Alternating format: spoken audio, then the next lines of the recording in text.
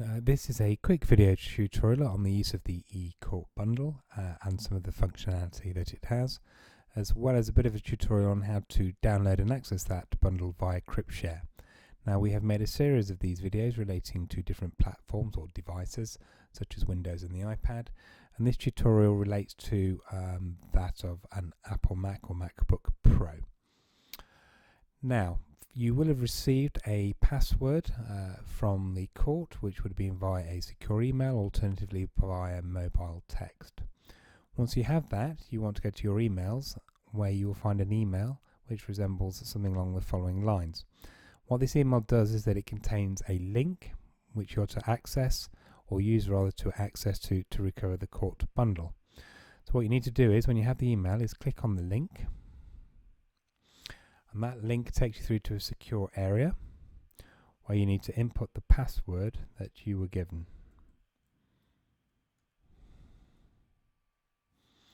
After which, click next, and then you should be taken through to a secure area. Now, this is important to know that this demonstration is in fact in real time, so you can see how long, or rather how quick, it takes to actually access the system and to be able to recover the full electronic bundle.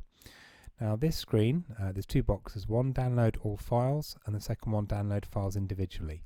We're not concerned with the download all files zip folder. This is essentially a folder which contains, if there are a number of documents, they're all put into one folder for you to download. What we're concerned about is this area, download files individually, and here you can see the actual court bundle. Now, Benjamin Buckley is a fictitious case that we've created, and this is in fact the link to download the court bundle. Now, more often than not, there'll only be one document within that section, but on occasion there may be a second one.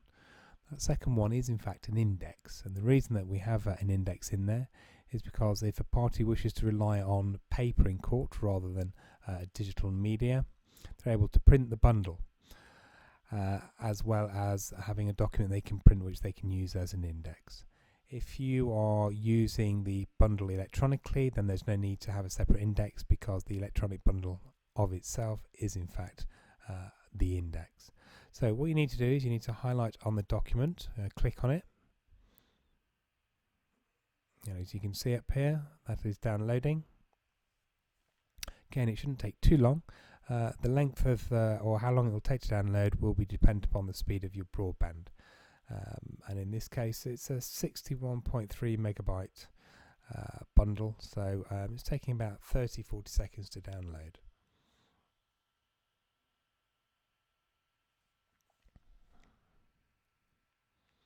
As said, this demonstration is in fact in real time, so you can see how long it is actually taking, but we must also bear in mind that this is I think it's a 205 page bundle, so 205 pages has now been downloaded, and it's opened in Adobe in an Adobe Reader.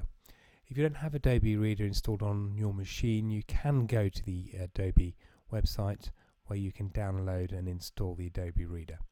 Now, what you actually have here is a 205 page electronic bundle. What this tells us here is that we're on page 1 of the 205 pages. Now, this is sequential numbering, so by that what I mean is if we scroll down, you'll see at the bottom it's numbered 1, and each page is numbered consecutively. So starting at page 1 right the way through, it's numbered consecutively. So if we want to go to page 205, all you need to do is type in page 205, and you are at page 205. So if we scroll down, you will see at the bottom right, there we are on page 205. If we click page 1,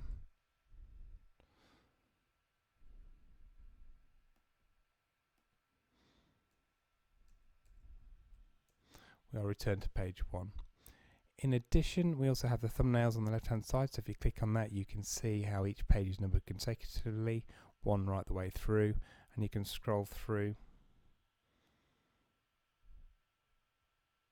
to a particular page, and if you let go, it'll open on that particular page. In addition to sequential pagination, we're also well aware that a number of jurisdictions have their own pagination system, In children's, families is no different. Bundles are numbered in sections, section A, B, so on and so forth. If we press Control and F,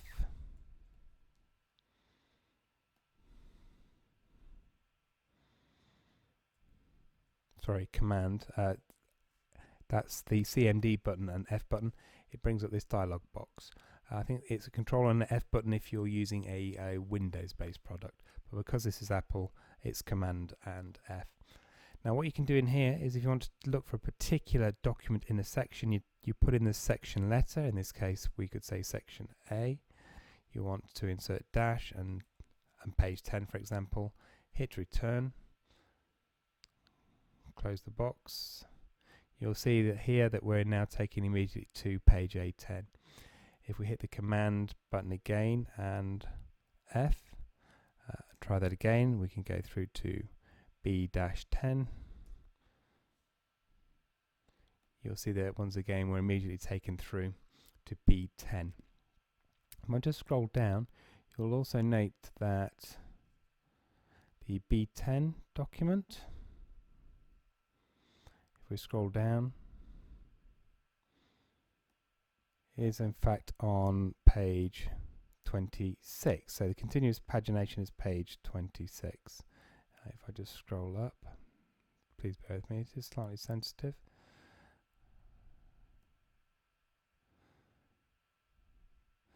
So yes, B10 is on page 26. So what that means is that if you're in court and some of the parties have paper bundles and some have electronic, we know that B26, B10 is in fact B26 over here. So both systems are cross-referenceable, which means that no party is placed at a disadvantage whether they're relying on a paper bundle or an e-bundle. Now, in addition to being able to search for particular page numbers, you can of course increase the font size or the size of documents by relying on the plus and minus button at the top. But in addition to searching for documents, if you click on the tab to the left which looks like a ribbon, this is a bookmark section, and what we have here is a digital index. In this particular index we have the bundle cover, preliminary reading and sections. If you click on the arrow to the left of the section, it expands each section, and you'll see in section A there's a genogram at page 1, a chronology at page 2 to 4 of section A. If we click on section B for instance, expand section B, just scroll down that list, you'll see section B, we have the 110A application at page 1 to 22 of section B. But if you click on the name of any document within a section, such as the genogram, you click on it, you're taken immediately through to the document concerned, and same for any other document you wish to click on. So chronology, again, you're transported immediately to the document concerned. Section B, if we click on the C110A document, again, you're taken immediately through to the document. And as we can see, that is section B1 document. And if we click on the pagination, we can see that this document is at section page 17, so 17 of the sequential numbering is the B1 document. In addition to being able to open up the bookmark index by expanding or contracting those sections, we also have a preliminary reading section, and in the preliminary reading section you will find the case summary. So if we click on the case summary, what we have also done,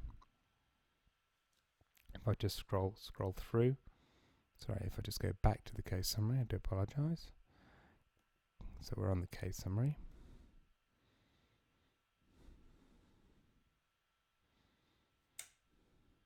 Is that we have bookmarked or rather hyperlinked certain sections. So in the case summary, you'll see here that the court's attention has been drawn to document C1, which is an initial statement of Linda Parks. Now, if you click on the bookmark section and turn to section C1, you can also access the document C1, which is the initial statement of Linda Parks here, or alternatively, where a hyperlink appears, you can click on the link and you are taken immediately through to the document concerned. And this is in fact the beginning of that statement.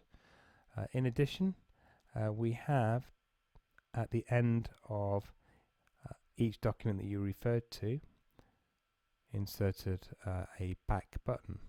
So in this particular case, when you have finished reading the document to which you were referred to in the case summary, you'll see that there's a back button at the end. By clicking on the back button, you are taken back to the original case summary. Finally,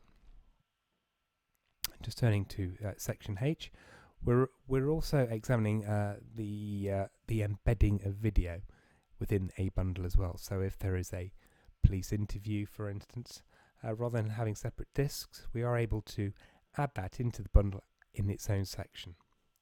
Now this will play on certain media such as desktop PCs, Apple Macs, Pros, basically any PC other than a tablet or mobile device. If we click on section and click video footage, you'll see that we are taken through to the video footage, which if you click on it, the video itself will play.